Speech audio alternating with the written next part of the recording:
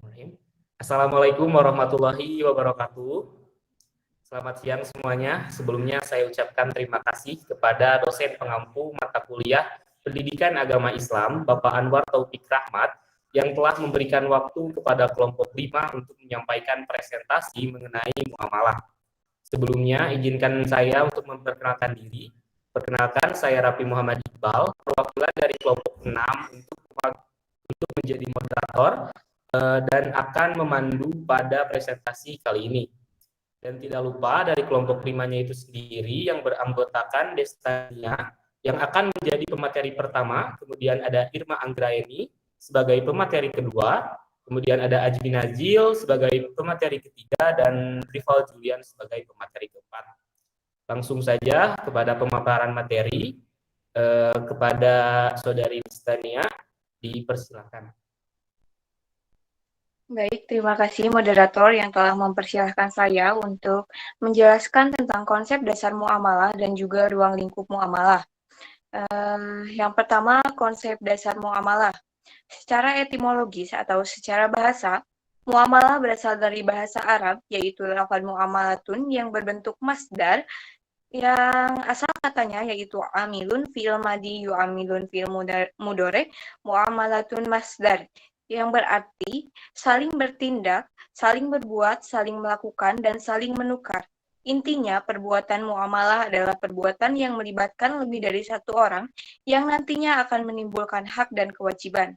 Nah, muamalah ini juga dibagi dalam dua artian, yaitu artian luas dan juga artian sempit. Dalam artian luas, secara luas, muamalah memiliki arti yaitu sebuah aturan Allah yang mengatur hubungan manusia dan usaha mereka mendapatkan kebutuhan jasmani dengan jalan yang terbaik. Nah, sedangkan muamalah dalam artian sempit yaitu kegiatan tukar-menukar suatu barang dengan suatu yang bermanfaat dan menggunakan cara-cara yang sesuai dengan aturan atau syariat Islam. Nah, dapat dipahami bahwa ketentuan bermuamalah harus patuh terhadap ketentuan hukum Islam dan peraturan undang-undang yang berlaku, yang mana keduanya tidak dapat dipisahkan. Setiap sesuatu yang dilarang oleh Allah pasti akan mendatangkan kerugian atau kemadorotan kepada umat manusia. Makanya kita diperintahkan untuk mempelajari apa saja yang diperintahkan atau yang dilarang oleh Allah. Kemudian selanjutnya, ruang lingkup muamalah. Nah, muamalah ini mencakup dua aspek, yaitu muamalah al-adabiyah dan juga muamalah al-madiyah. Mohon operator untuk pada slide selanjutnya. Yang pertama, muamalah al-adabiyah. Nah, muamalah ini berhubungan dengan kegiatan adab dan akhlak. Contohnya seperti ijab kabul, saling meridhoi, tidak ada keterpaksaan dari salah satu pihak, hak dan kewajiban, kejujuran, segala sesuatu yang bersumber dari indera manusia yang ada kaitannya dengan peredaran harta dalam hidup bermasyarakat. Nah, jadi muamalah adabiyah ini hubungannya dengan etika kita dalam bermuamalah. Nah, kemudian ada muamalah al-madiyah, yaitu muamalah yang mengkaji objeknya, sehingga sebagian para ulama berpendapat bahwa muamalah al-madiyah adalah muamalah yang bersifat kebendaan, karena objek fikih muamalah adalah memadorotkan, objek muamalah adalah benda yang halal, haram, syubhat untuk diperjualbelikan, benda-benda yang memadorotkan, benda-benda yang mendatangkan kemaslahatan bagi manusia, dan lain sebagainya. Nah, kemudian muamalah yang bersifat madiyah mencakup beberapa hal, diantaranya sebagai berikut.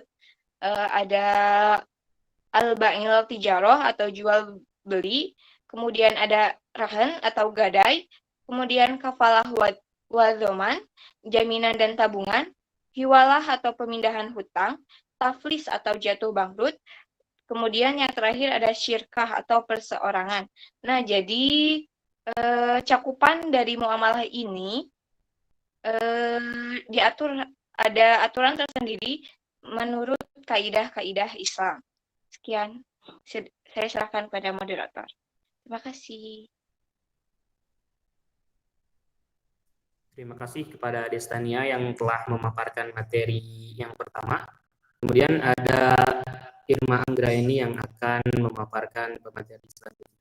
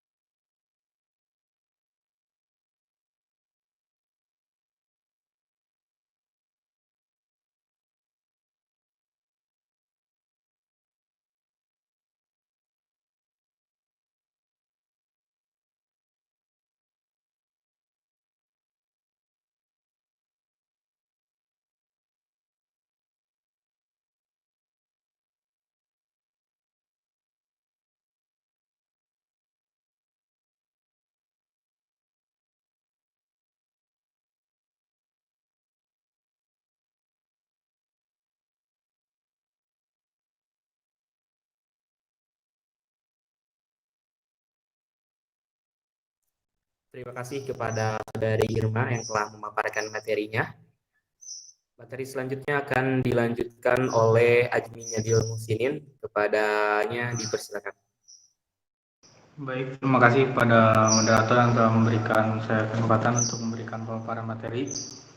Untuk pemaparan materi dari saya adalah pengertian kepemilikan, di mana kepemilikan sendiri adalah kekhususan seorang pemilik suatu barang untuk dimanfaatkan selama tidak ada larangan syarat. Jadi, jika seorang memiliki harta dengan cara yang benar, maka harta itu khusus miliknya dan dia bisa memanfaatkannya, kecuali ada sebab yang ditetapkan syarat atau ada halangan, misalnya gila, idiot, dan masih anak-anak.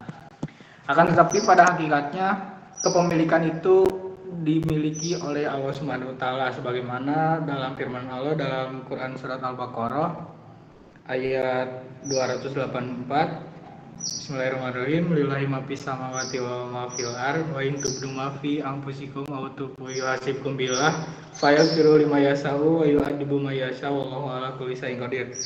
Artinya kepunyaan Allah lah segala apa yang ada di langit dan apa yang di bumi. Dan jika kamu melahirkan apa yang ada di dalam hatimu atau kamu menyembunyikan, niscaya Allah akan membuat perhitungan dengan kamu tentang perbuatanmu itu. Maka Allah mengampuni siapa yang dikehendakinya dan menyiksa siapa yang dikehendakinya. Dan Allah Maha Kuasa atas segala sesuatu. Quran Surat Al-Baqarah ayat 284. Kepemilikan sendiri dibagi menjadi 3. Yang pertama ada kepemilikan pribadi, kemudian yang dimiliki oleh individu atau pribadi, kemudian kepemilikan umum, kekayaan milik masyarakat yang memberikan manfaat. Kemudian ada kepemilikan negara sama dengan umum, namun pengelolaan hak dan yang mengelolanya adalah pemerintah.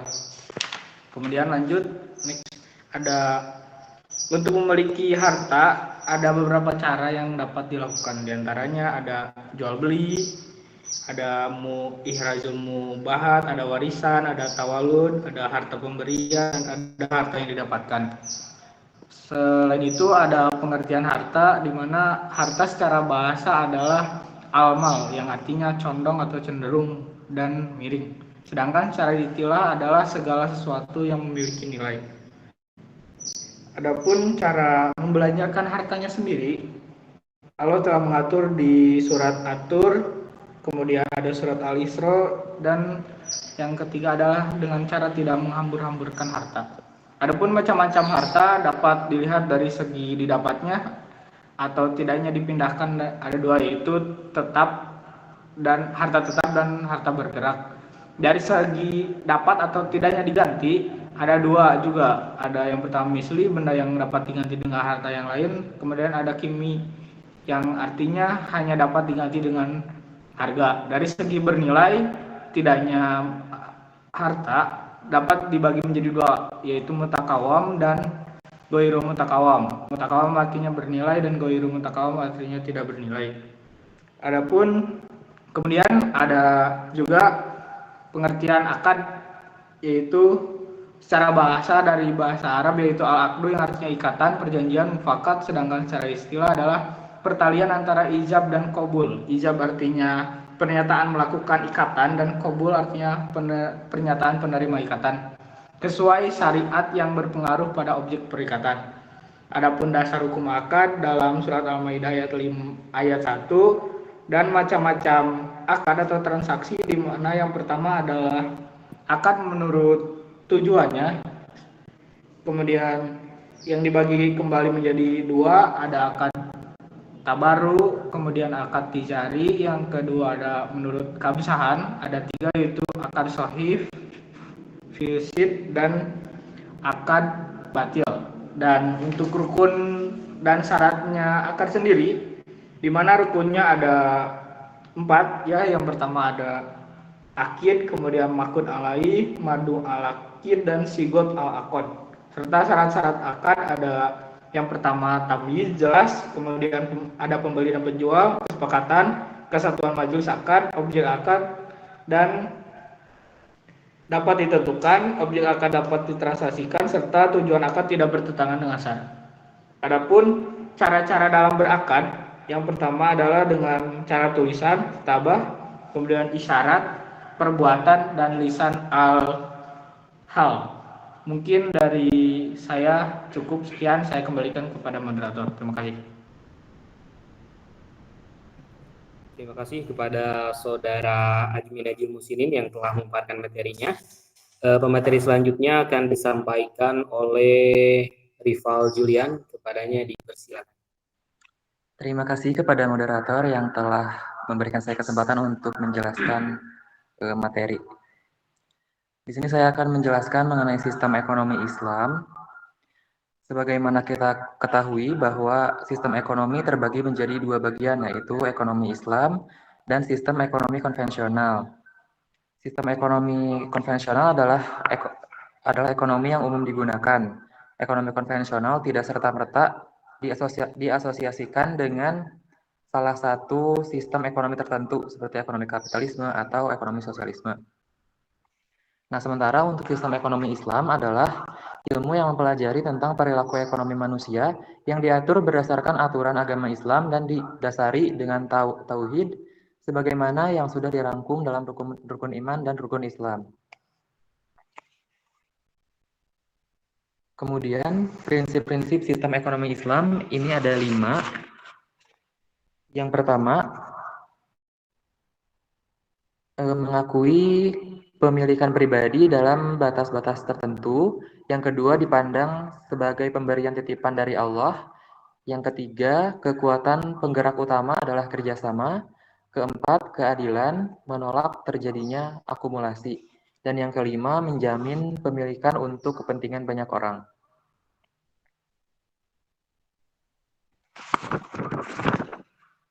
Selanjutnya, ciri-ciri sistem ekonomi Islam.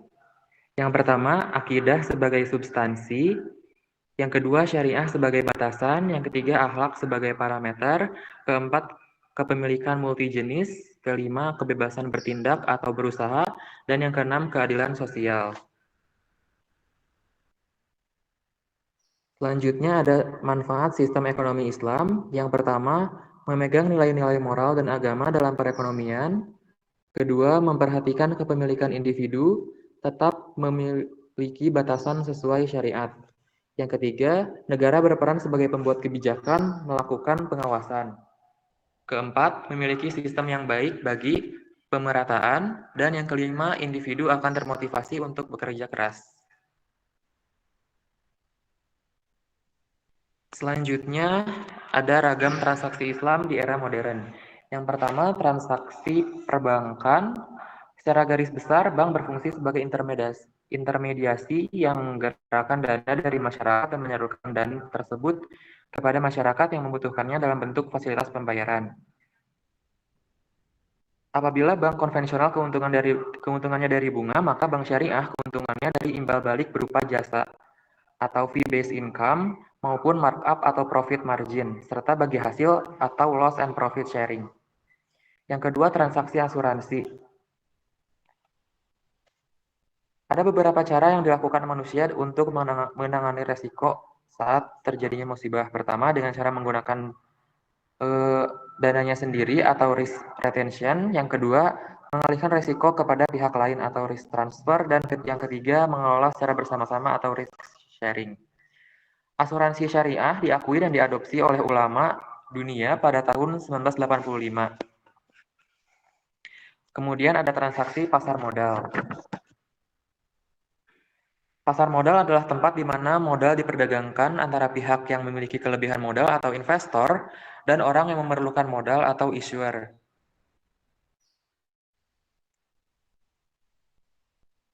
Pasar modal sama seperti pasar biasa pada umumnya, yaitu tempat bertemunya penjual dan pembeli dengan objek yang diperjualbelikan adalah hak kepemilikan perusahaan dan surat pernyataan hutang perusahaan.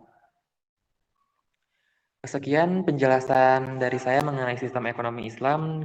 Saya kembalikan kepada moderator.